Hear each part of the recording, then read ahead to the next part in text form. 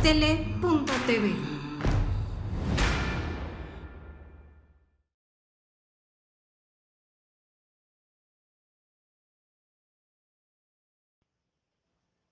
Contrapunto TV. Comenzamos.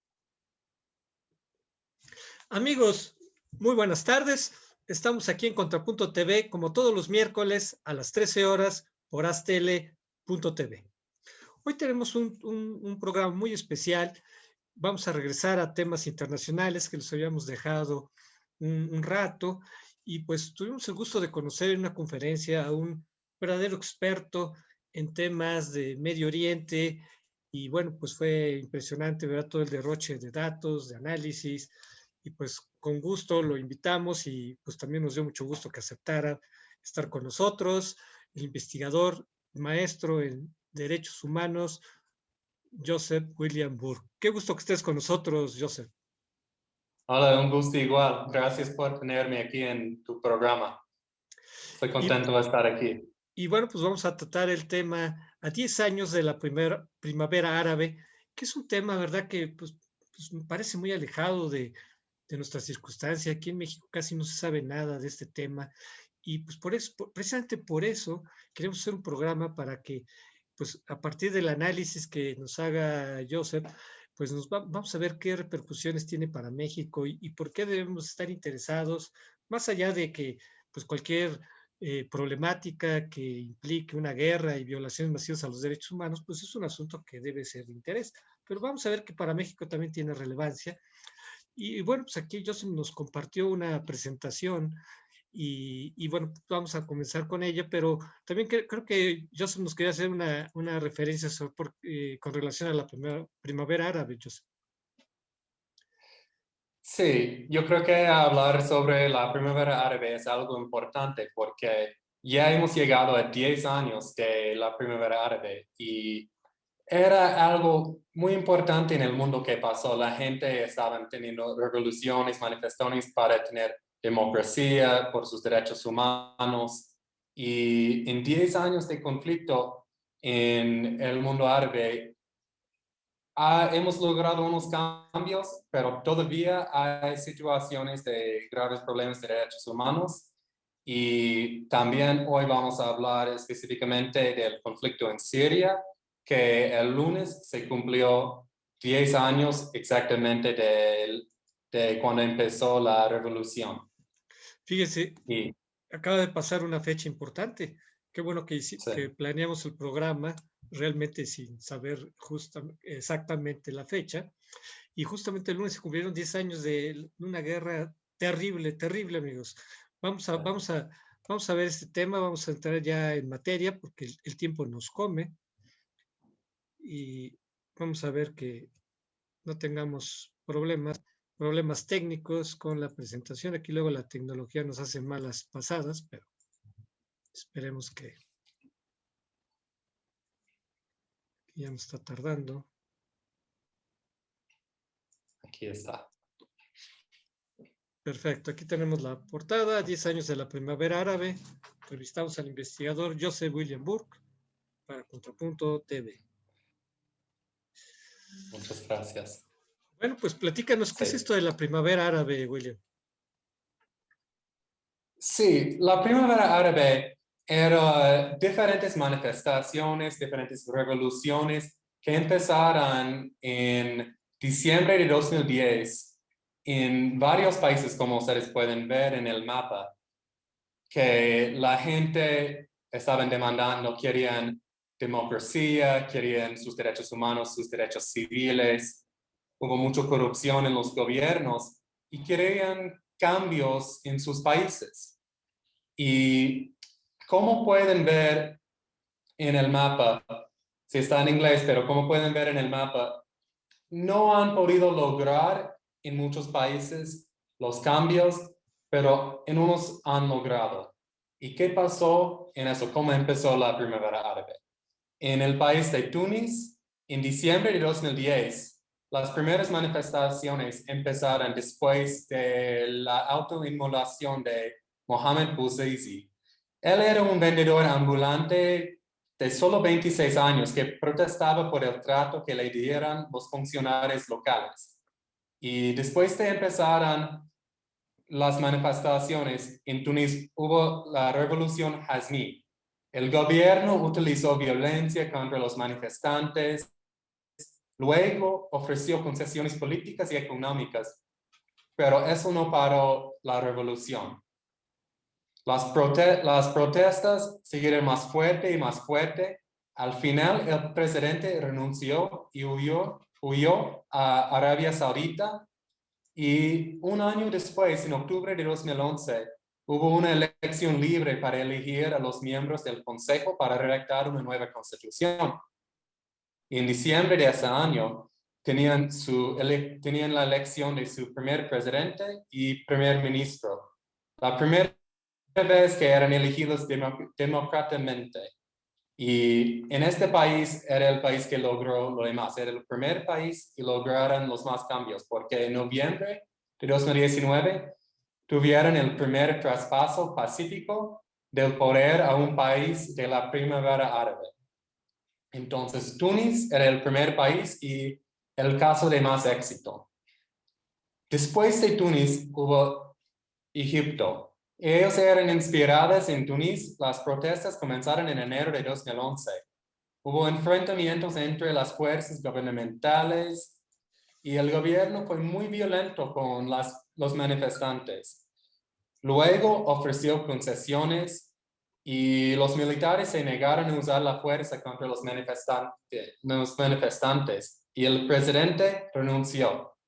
Después hubo elecciones democráticas, pero después los militares lo derrocaron el presidente y el país sigue bajo el gobierno militar hoy en día. El siguiente país era en Yemen. Las primeras protestas también en enero de 2011. También en Yemen, el presidente dejó el poder. Asumió el presidente electo, pero en 2015 fue derrocado y ahora hay una guerra civil en la que ha intervenido Arabia Saudita y es un conflicto también muy grave hoy en día. En el país de Bahrein, en febrero de 2011, las protestas masivas eran exigiendo reformas políticas, económicas, comenzaron en febrero y eran reprimidas violentamente por las fuerzas de seguridad. El gobierno reprimió completamente las protestas, no se hicieron cambios. Hoy en día el gobierno apunta a defensores de los derechos humanos, periodistas, grupos políticos y críticos de las redes sociales. El siguiente país, lo que es muy importante por el conflicto en Siria, es Libia. También en febrero de 2012 empezaron protestas que se convirtieron rápidamente en revueltas armadas. Las fuerzas internacionales, incluida la OTAN, se pusieron del lado de los rebeldes y atacaron a las fuerzas gubernamentales. El líder Gaddafi fue asesinado en octubre de 2012 y el nuevo gobierno tomó el poder, pero la guerra civil estalló nuevamente en 2014 y el país sigue en conflicto. Y como vamos a ver luego en la presentación, ese conflicto en Libia va a tener mucho que ver con el conflicto en Siria. También Siria empezó después, el 15 de marzo de 2011, y hoy en día sigue una guerra civil. Entonces, como pueden ver en el mapa, hubo muchas revoluciones, cambios de presidentes, cambios de líderes, pero Libia, Siria y Yemen están en una guerra civil. En Arabia Saudita no hubo cambios. En unos 5 países cambiaron el gobierno, pero no hubo muchos cambios. Y solo en Túnez y Egipto hubo un cambio y están cambiando el gobierno, pero entonces tenemos que ver que hubo mucho conflicto, unos cambios, pero casi la mayoría no lograron que querían. Entonces, la siguiente, por favor. Bueno, antes de pasar al siguiente, nada más quisiera comentar que si para definir la primavera árabe es una revolución democratizadora, que derivó en una pesadilla de guerras civiles. Sí. Otra característica que asombró al mundo fue que fue una revolución que abarcó pues prácticamente todo el Magreb y llegó hasta Arabia y al Medio Oriente, que en general son zonas de altas tensiones políticas. Entonces, eso fue algo que yo creo que nunca se había dado en la historia, que se diera una revolución democrática en el mundo árabe, con esa fuerza, con ese impacto, y que finalmente derivara en una pesadilla, Joseph. Sí, sí, hoy en día es una pesadilla en muchos países, especialmente en Siria. Es el conflicto con los más problemas de los derechos humanos, es el más grave y yo creo que es el conflicto, la situación más grave de nuestra época, porque como dije, el lunes fue 10 años del conflicto, el aniversario. En 10 años, los números oficiales, 590,000 muertes. Y el problema es que es muy difícil entrar al país, entonces el número es más probable es de 700,000 a 1,000,000 de muertes en el país. Y casi la mitad civiles, muchas mujeres, niños han muerto. Y la otra situación muy grave son los refugiados. Hay más que 5 millones de refugiados fuera del país y más que 6 millones de personas desplazadas internamente. Y los que siguen en Siria carecen de derechos humanos básicos. Casi 10 millones en situación de inseguridad alimentaria, el 80% del país vive en una situación de pobreza, más que 2 millones de niños están fuera de la escuela y 15 millones carecen de acceso básico a agua limpia y higiénica. Entonces, por eso quiero hablar del conflicto, porque es una situación muy grave, horrible, y como dijiste, es una pesadilla. Entonces, Es la tragedia humanitaria más grande del siglo XXI. Yo creo que no ha habido sí, otra similar, porque pues se ha desangrado un país y bueno, pues ahorita vamos a ver cómo interviene la geopolítica de las potencias y también cómo ha impactado a a otras regiones como en Europa, pues generó una crisis migratoria que ha incidido en cambios también importantes ahí. O sea, es un sí, conflicto que va más allá de Siria, que tiene sí, implicaciones muy grandes para Europa y para el mundo. sí, justo. Paso a la siguiente. Sí, por favor. Y para explicar la guerra en Siria, para explicar cómo llegaron a su situación hoy, necesitamos hablar un poco del país para dar contexto. Siria es un país muy diverso y es complicado. Y qué van a ver aquí son las estadísticas de 2011. En 2011 hubo 22 millones de personas. El 74% del país era musulmán suní. Solo el 10% alawita, 10% cristiano, 3% musulmán chiita, 3% druso y otras minorías también, como los kurdos, asirios, armenios. Entonces, es un país es muy diverso y hay muchas diferentes personas de diferentes religiones, de diferentes raíces en el país. Y la familia gobernante de Siria desde 1971 es la familia Al-Assad. Y ellos son miembros del grupo alawita, que es solo el 10% del país. Y ellos están gobernando del 90% del país. Solo ellos son del 10%. Eso ha llegado a tener problemas. Y a lo largo del gobierno de la familia Assad en Siria, hubo muchos problemas de derechos humanos. Los sospechosos de oponerse al gobierno han sido sometidos a tortura, detención, largas penas de prisión impuestas por delitos que eran vagamente definidos y relacionados con actividad política. Además, el gobierno se ha dedicado a una amplia vigilancia del público, a la supresión de la libertad de expresión, asociación y reunión. También las mujeres y las minorías étnicas se han enfrentado a mucha discriminación. Y en 2011, el presidente actual, Bashar al-Assad, entró en el poder. Y hubo mucha esperanza que él iba a hacer cambios.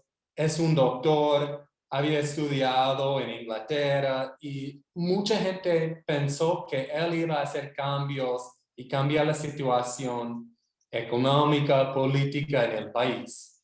Pero Bashar al-Assad no logró mejorar el historial de derechos humanos en Siria. En los primeros 10 años de su gobierno, la situación de los derechos humanos en Siria se mantuvo entre los peores en el mundo. Y eso tenía que ver cuando empezó la primavera árabe. Oye, Joseph, ¿y a qué atribuyes que en el mundo musulmán se dan muchos casos de dictadores que se perpetúan en el poder? ¿A qué le atribuyes eso? ¿Por qué se da tanto este fenómeno? Yo creo que es difícil porque estos países han tenido mucho conflicto después de la Primera Guerra Mundial, cuando se dividieron todos los países y hubo gente de muchas diferentes partes. Y cuando entró los gobiernos, los dictadores, ellos tenían la posibilidad de mantenerse en poder porque tenían el respaldo de otros países y otros países con el poder de hacer cambios no han querido no han querido ayudar a la gente. Y ha sido algo difícil porque nadie ha podido cambiar las cosas porque, por ejemplo, Estados Unidos, otros países, en muchos países árabes hay petróleo y los gobiernos están más interesados en tener petróleo que los derechos humanos que la gente que vive en los países. Pero fíjate, Bashar al-Assad no se vio en el espejo de Gaddafi o de Hussein. Tú viste cómo acabaron estos gobernantes y a pesar de que pues el final es muy trágico, yo creo que él se siente muy seguro de que se va a mantener en el poder. Pero yo me pregunto, mantenerse en el poder para gobernar un país en ruinas, o sea, eso es impresionante, ¿no, Joseph? Sí, sí, es impresionante exactamente. Y él él quiere mantenerse en poder en este país de ruinas porque la otra opción es que lo maten como Muammar Gaddafi en Libia, que la gente lo mataran en las calles, o si no lo matan así, él va a ir a la Corte Internacional Criminal. Entonces, su opción es mantenerse en poder en un país de ruina o morir o ir a la Haya. Entonces es preferible para él. Fíjate, un momento así clave de todos estos sucesos fue justamente cuando comenzaron las protestas. Hasta donde yo sé, Sí, hubo algunos intentos de negociación con él para lograr una transición democrática, ¿o me equivoco, Joseph? sí, hubo esos intentos, pero él no quería hacer eso. Él no estaba interesado. Él vio qué estaba pasando en los otros países y decidió responder con mucha violencia, mucha fuerza contra los manifestantes, porque así se logró mantener en poder los otros gobiernos en la primavera árabe. Oye, pero ¿tú crees que si no hubiera sido posible, por ejemplo, hacer una transición pactada de manera que se hubieran dado elecciones para que de alguna manera, pues incluso legitimar su poder? O sea, yo veo que él hubiera, si hubiera hecho algún acuerdo político, pues a lo mejor él hubiera podido ganar de buena ley y mantenerse en el poder. ¿No crees que hubiera sido posible esto, Joseph? Yo creo que hubiera sido posible, pero cuando ves la situación de Al-Assad, Y su familia había estado en poder por 40 años. Tenían 100% del poder. No fue posible sacarlos. Y cuando estás en poder tanto tiempo, yo creo que hemos visto esa situación en muchas partes del mundo. Cuando estás en el poder y tienes el poder total, no lo quieres dejar. Yo creo que él temía que si se hubiera dado alguna alternancia, lo hubieran castigado por todo lo que él había. A ver, platícanos un poco por qué ese odio hacia Bashar al-Assad, qué es lo que había entregado al país, qué había hecho en el país. Tú mencionas aquí alguna serie de problemas, ¿no?, que se daban en Siria y por la Sí. cual la gente estaba descontenta. Sí, y como expliqué al principio con la familia Assad en Siria, hubo mucha represión contra la gente, hubo mucha vigilancia y también hubo muchos problemas en el país. Y el país hubo la revolución en 2011 porque hubo muchas cuestiones de derechos humanos y quieren reformas en la pobreza rural, la corrupción, libertad de expresión, los derechos democráticos y la liberación de presos políticos. Y el país estaba en una situación muy grave, hubo mucha pobreza, hubo muchos problemas que la gente no tenía los derechos básicos de la libertad de expresión. Y así la gente quería cambios, vieron que hubo cambios en otros países y decidieron que eso fue el punto de exigir cambios. Y las protestas masivas comenzaron el 15 de marzo de 2011. Después del gobierno, hubo unos niños de como 11 años que lo secuestraron y lo mataron por simplemente pintar graffiti contra el gobierno. Y las protestas masivas comenzaron el 15 de marzo y el gobierno de Assad respondió con una ofensa militar que incluyó desaparar, detener y torturar civiles.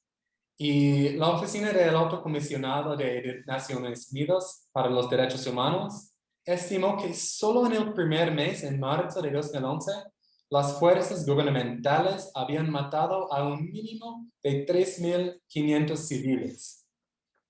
Y esa fue una situación muy, muy grave porque hubo muchas detenciones, muchas matanzas, dispararon contra manifestantes que no estaban haciendo nada, simplemente exigiendo sus derechos básicos. Y el gobierno anunció reformas limitadas en la primavera de 2011, pero continuó su brutal represión de manifestaciones y activistas no violentos. Y en este punto ya se habían documentado graves violaciones de derechos humanos, crímenes de lesa humanidad perpetrados por las fuerzas gubernamentales y una serie de abusos de los derechos humanos por parte de grupos armados no estatales. Y aunque anunciaron unas reformas, las fuerzas gubernamentales dispararon contra manifestantes desarmados, hubo detenciones ilegales y desapariciones forzadas y tortura. Y así la revolución comenzó a ser una revolución armada, no solo manifestaciones. O sea, fue Y muy podemos ir rápido. a la siguiente. O sea, fue muy rápido el tránsito Sí. de la revolución pacífica a la violencia. Sí, justo, porque eran manifestaciones pacíficas, pero el gobierno respondió con mucha violencia, mucha fuerza, y así empezó a ser una guerra. Hubo muchas deserciones de las fuerzas militares y la intensidad y la duración del conflicto, junto con el aumento de la capacidad de organización de los grupos armados antigubernamentales, alcanzó el umbral legal para un conflicto armado no internacional en febrero de 2012. Y en este punto, el gobierno tenía el control en las ciudades y las fuerzas de oposición comenzaron a tener mejores armas y apoyo y entraron diferentes grupos. Y el número de muertos aumentó rápidamente durante este periodo. Y si bien ambas partes fueron responsables por estas matanzas, las fuerzas gubernamentales fueron las principales responsables. Y Entonces, este conflicto llegó no solo a un conflicto internacional, muy rápido, un conflicto internacional. tenemos problemas de audio, creo que se nos está saturando. Como podemos ver en la presentación. Países. A lo mejor está muy alto tu micrófono, Joseph, Y porque se está como se está viciando el ahora audio. mejor. Sí, ya mejor. Oye, Ok. antes de entrar a la cuestión internacional, Ok. Mejor. Ok. ¿no crees que hubo un error de cálculo de Bashar al-Assad, de que la oposición iba, en lugar de plegarse a la represión, iba a tener una reacción armada de gran envergadura? ¿No crees que eso fue un error de cálculo del gobierno?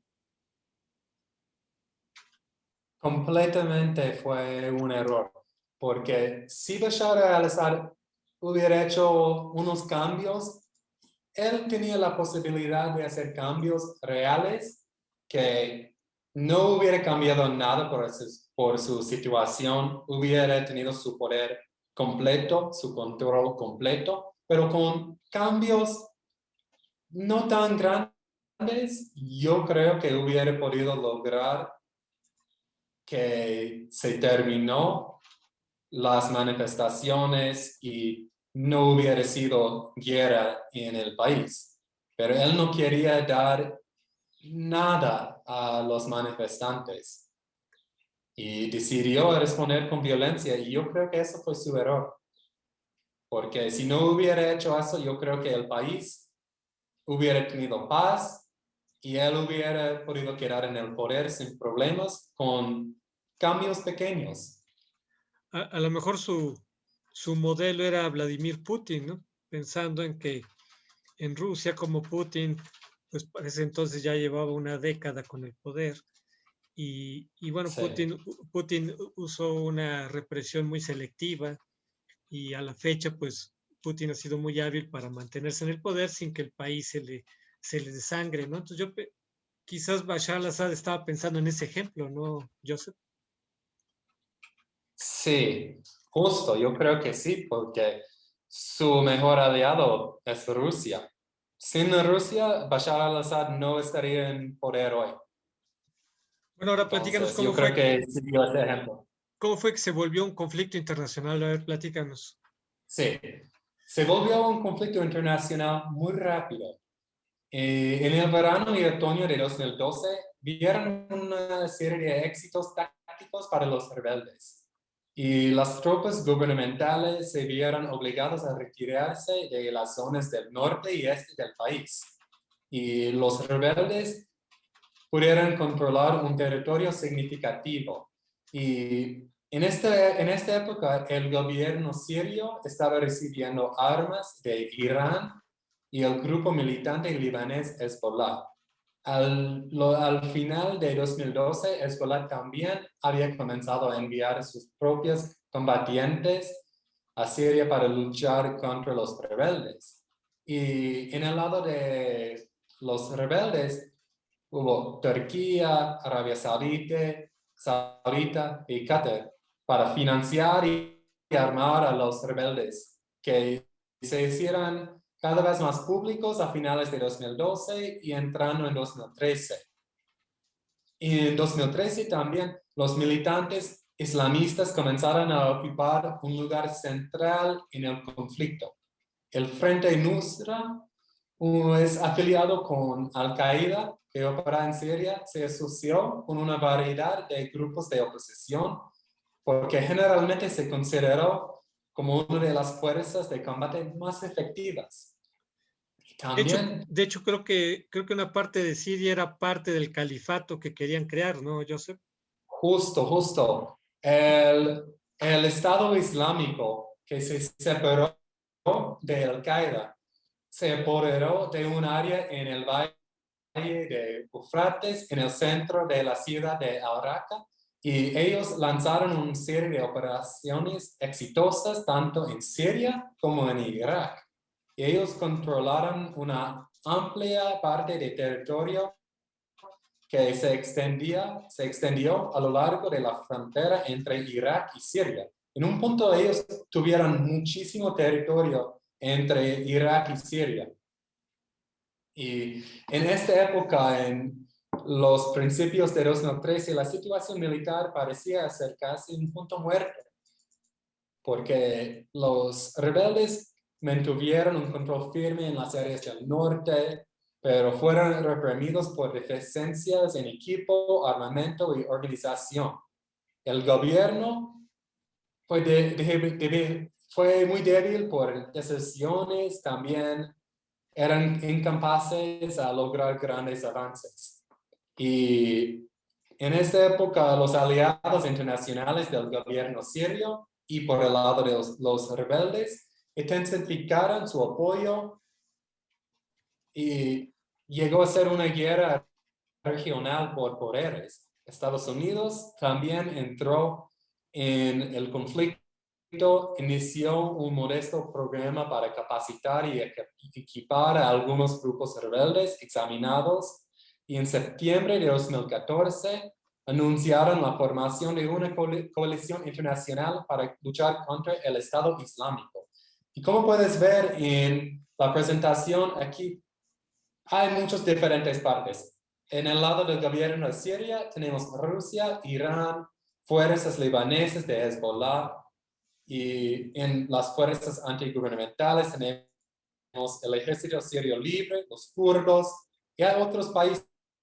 Estados Unidos está involucrado, Turquía está en el lado de los rebeldes, pero contra de los kurdos, como voy a explicar después. Arabia Saudita, Qatar, Gran Bretaña, Francia y Israel están involucrados en el lado de los rebeldes, pero también por sus propios intereses, especialmente Israel. A ver, para ir entendiendo un poco toda esta maraña, ¿no?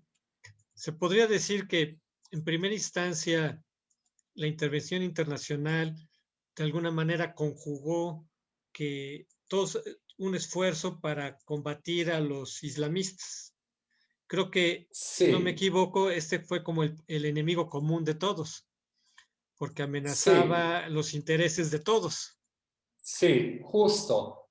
Todos lados eran en contra de las fuerzas extremistas, tanto Estados Unidos, al gobierno de Siria, Irán y también Rusia cuando entró, porque Rusia entró en el conflicto en 2015, en septiembre de ese año.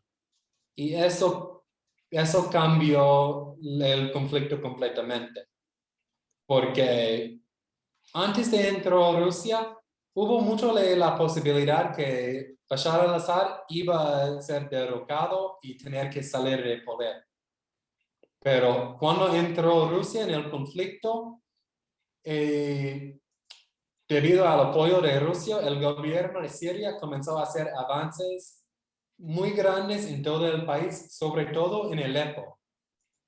Y en esta época también, el Estado Islámico empezó a perder mucha tierra, comenzando a colapsar bajo de la presión de sus enfrentamientos simultáneos de 3 coaliciones rivales, como habían dicho, como dijiste. Las fuerzas kurdas y sus aliados estadounidenses eran contra los extremistas. Las fuerzas sirias pro-Assad, apoyado por Irán y Rusia, y otra coalición de grupos rebeldes respaldada por Turquía, todos contra las fuerzas extremistas. Ahora, ¿cuál realmente es el motivo por el cual Rusia apoya a Siria? ¿Cuál crees que sea el motivo Sí. principal? Rusia apoya a Siria por sus intereses. ¿Cuáles serían los Tiene- intereses de Rusia? Tiene bases militares allá y también hay diferentes proyectos de tubos de petróleo, de gas. Entonces, tienen intereses económicos y militares. ¿Y será para frenar la influencia de Estados Unidos, de Israel en la región? Porque Justo. digamos, si cayera Bashar al-Assad, podría llegar un presidente que fuera afín a Estados Unidos e Israel. Entonces yo creo Sí, que eso no beneficia en la geopolítica a países como Rusia e Irán, que los pones aquí de un solo lado, a Hezbollah también, ¿no? sí, justo. ¿Podemos ir a la siguiente? Claro, claro. A ver, es muy También, importante aquí lo de Naciones Unidas, que le llamas el rollo de las Naciones Unidas. A ver, ¿cuál ha sido su papel aquí en todo esto? sí, las Naciones Unidas debería ser muy involucrado, pero no ha pasado, porque el Consejo de Seguridad, su función es mantener la paz y seguridad internacional y tiene el poder, la responsabilidad de identificar amenazas a la paz o actos de agresión y tiene el poder de intervenir en otros países, tiene el monopolio de la autorización de la coacción militar y no militar. Entonces, el Consejo tiene el poder de intervenir, de hacer cambios en conflictos como Siria, pero no ha pasado porque hay 5 miembros permanentes: Estados Unidos, Rusia, Francia, China, Reino Unido. Y en este caso de Siria, Rusia y China han ejercido el veto al menos 15 veces en la última década en relación a Siria. Entonces, tienen el poder de hacer el veto contra cualquier decisión. Y vemos eso mucho que pasa cuando hay interés de uno de los 5 miembros permanentes que ejercen el veto y no hay ninguna acción. Por ejemplo, Estados Unidos hace mucho con Israel y vimos ahora que Rusia y China mucho con Siria. ¿Y China qué velo tiene en este asunto? Llama la atención. Rusia ya nos explicaste bien. ¿Y China por qué está aliado con Rusia? China no está tan involucrado en el conflicto, simplemente yo creo que ellos quieren más que los países como Estados Unidos, Francia y Reino Unido no pueden seguir cambiando gobiernos, no pueden seguir O sea, subiendo su poder. que tengan más influencia en la zona. Entonces sería también para Justo, contrapesar esto. justo. ¿Vieron qué pasó en Libia? Que eso pasó y no quieren esos cambios. Y ahora, debido a los intereses y que el gobierno, que el Consejo de Seguridad de la ONU no puede hacer nada, ahora llegamos a este estado del conflicto. Y la parte de color rosa es el gobierno de Assad. En el norte, en naranja, son las fuerzas antigubernamentales, el ejército sirio libre. En verde pueden ver esta pequeña parte donde hay Idlib, son las fuerzas extremistas. Y en el norte hay los kurdos en color café. Y eso es el estado. El gobierno no puede ganar ahora y las fuerzas contra el gobierno no pueden ganar tampoco. Los diferentes países han intervenido, no han podido cambiar completamente por la situación. Tenemos Israel, todavía está ocupando los altos de Golán y estamos en un punto donde Es como un no equilibrio, hay, es un equilibrio catastrófico, ¿no?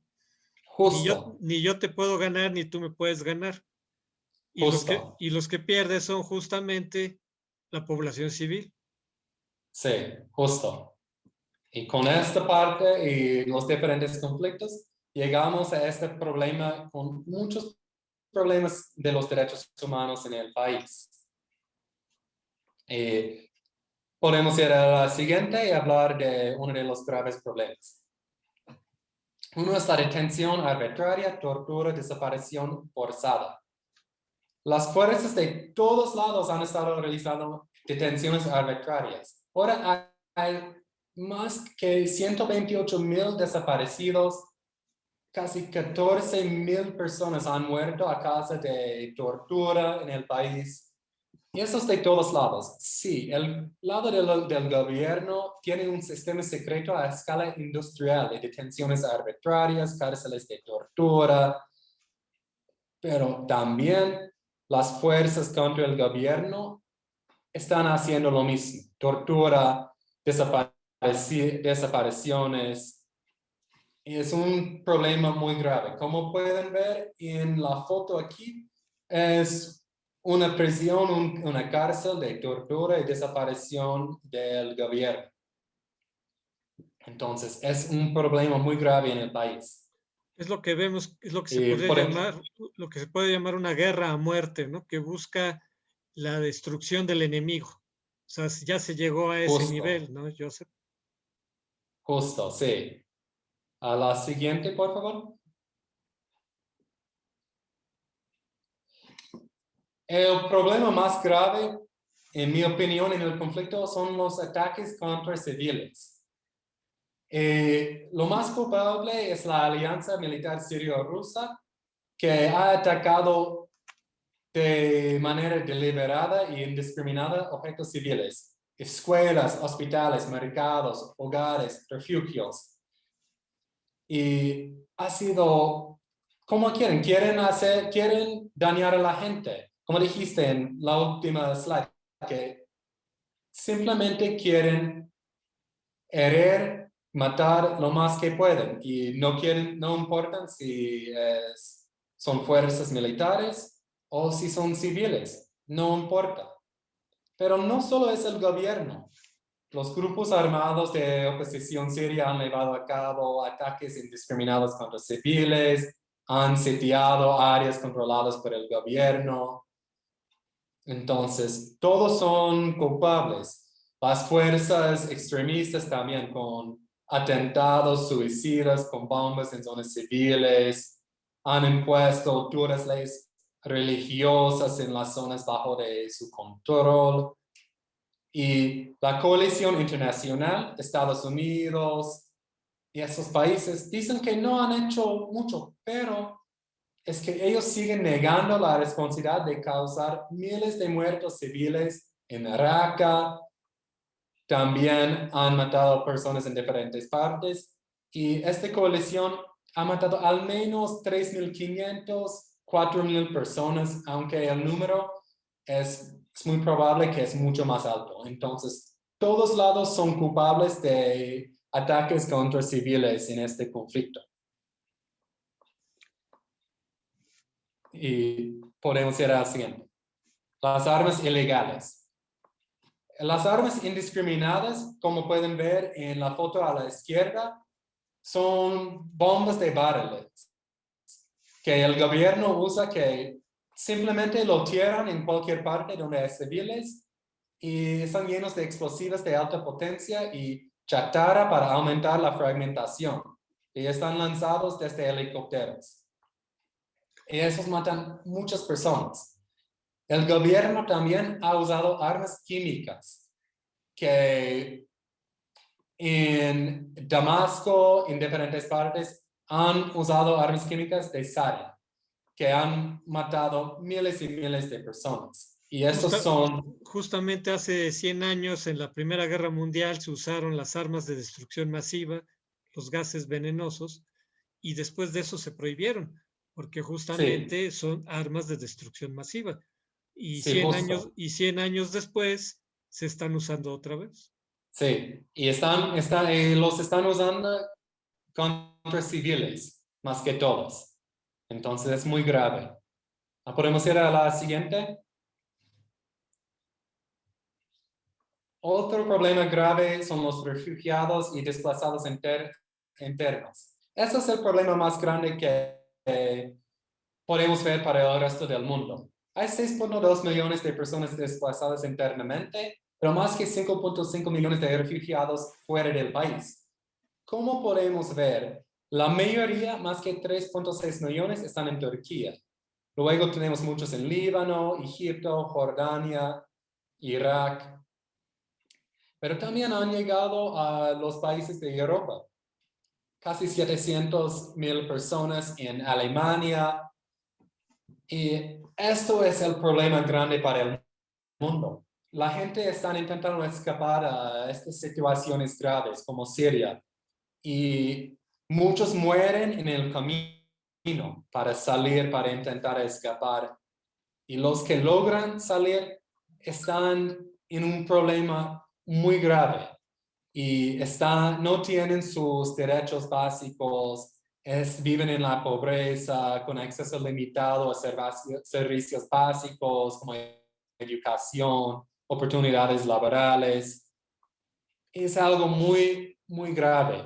Y los que viven adentro del país viven en la guerra y están muchos en campos que no tienen acceso a sus necesidades básicas. Entonces, esto es una situación muy, muy grave de los refugiados. Y entre las consecuencias no esperadas de esta guerra es que en países, pensemos como Hungría, pues se ha desatado una xenofobia muy fuerte, y en otros países de Europa también, y ha generado pues que lleguen gobiernos de ultraderecha o muy conservadores, aprovechando de que la gente se siente amenazada por esta oleada de refugiados, y en lugar de despertar sentimientos humanitarios hacia ellos, lo que se ha generado es que hay un rechazo, porque se les ve como una amenaza, y todo ello ha generado una crisis incluso del concepto de Europa, el Brexit, en fin, o sea,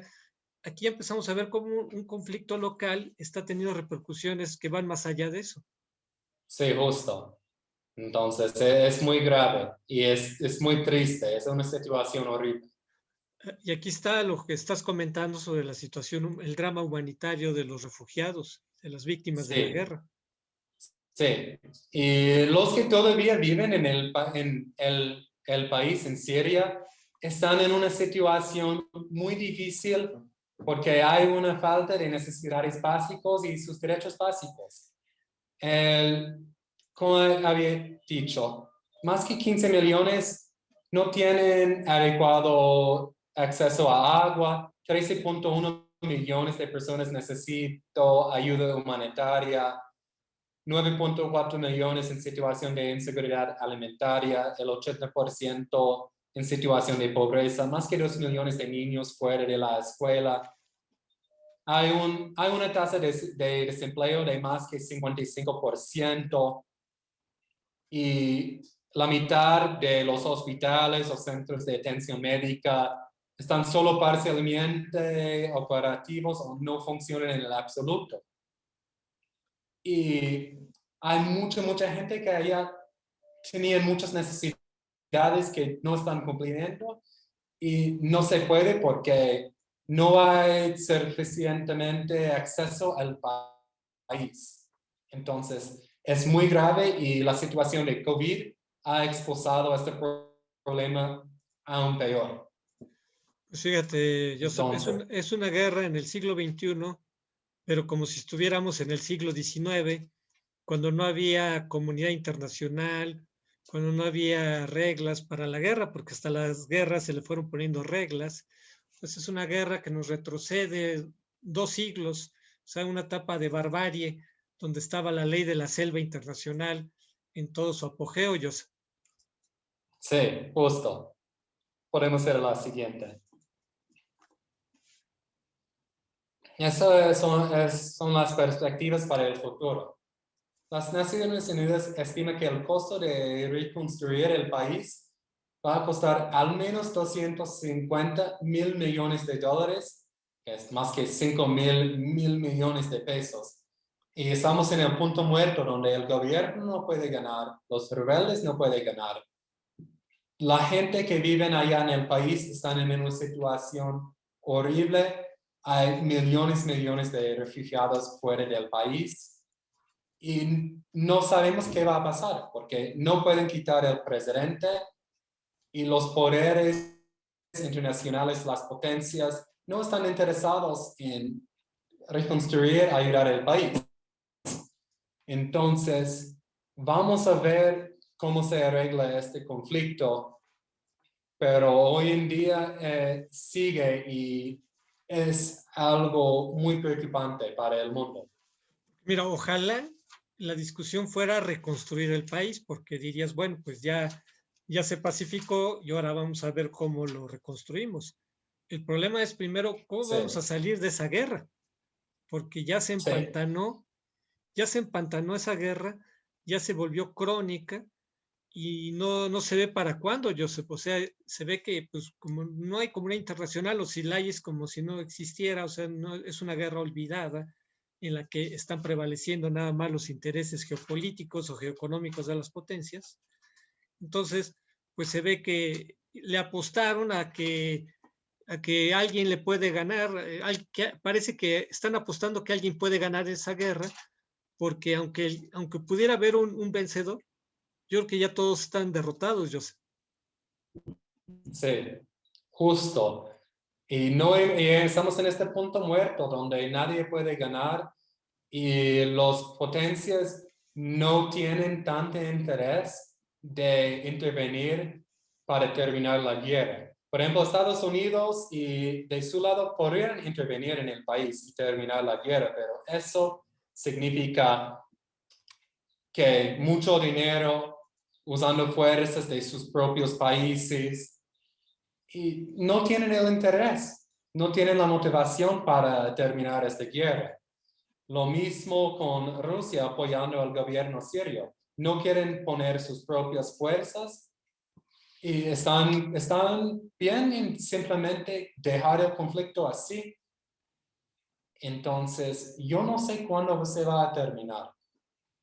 El problema es que vamos a necesitar llegar al punto de que les conviene terminar la guerra. Vamos a tener, yo creo, tener que tener negociación para terminar el conflicto. Yo creo que Assad va a quedar en poder un tiempo más y ojalá luego quizás elecciones, pero es una situación muy, muy, muy triste y horrible ahora.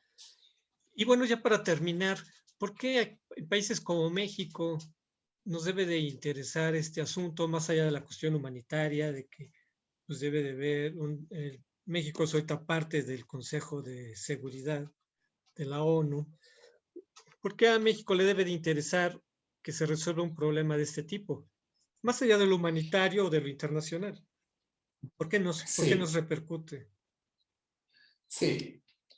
Pues para mí es que deberíamos estar interesados en terminar este conflicto aquí en México, porque aunque está lejos, afecta a todos. Si hay estas situaciones en el mundo, es algo que interesa a toda la humanidad, porque todos somos humanos y aunque somos de diferentes países, tenemos que ver esas situaciones y tenemos que intentar ayudar a cambiar el mundo para lo mejor, porque lo mismo puede pasar aquí, lo mismo puede pasar en cualquier parte del mundo. Entonces, yo creo que deberíamos estar interesados en terminar el conflicto, en ayudar a la gente, porque yo no sé el número exacto ahora que refugiados que han llegado a México, pero para ayudar a eso es algo que nos ha tocado, pero honestamente es más la parte humanitaria que deberíamos estar interesados en el conflicto más grave de nuestra época. Y aunque está muy lejos, toca a todo el mundo. Sí, porque pues conforme haya tensiones internacionales con efectos en el petróleo, en Europa, en el mundo, eso alimenta la incertidumbre que existe. Justo. Es una incertidumbre que a nadie beneficia y eso naturalmente repercute en países como México, que lo que requiere ante todo es que haya más certeza, más estabilidad en los mercados internacionales, en la situación política, porque conforme hay inestabilidad y guerras, pues eso nos va a pegar en países como México que participan en la globalización. Exacto, exacto.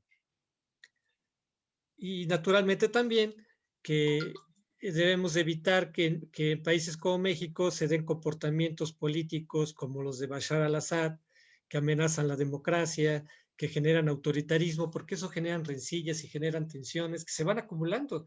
O sea, eso no es algo muy tangible, no son cosas que se van acumulando y cuando estallan se desatan las fuerzas demoníacas, Joseph. Sí, exactamente.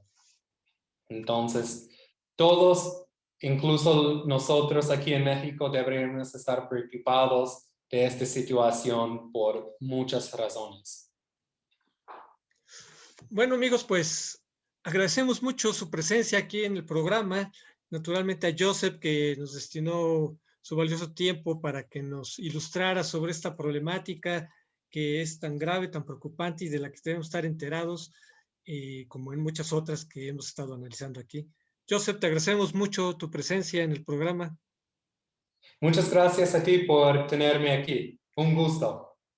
Bueno, amigos, pues los invitamos para que el próximo miércoles nos acompañen para analizar otro tema de interés nacional o internacional. Hasta la próxima. Astele.tv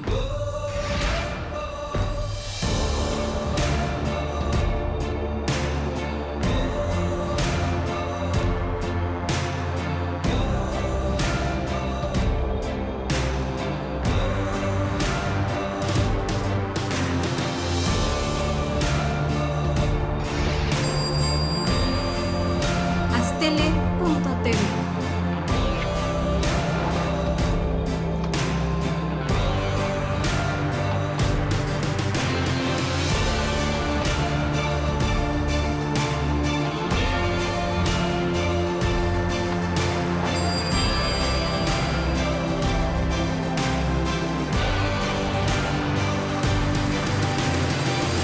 Astele.tv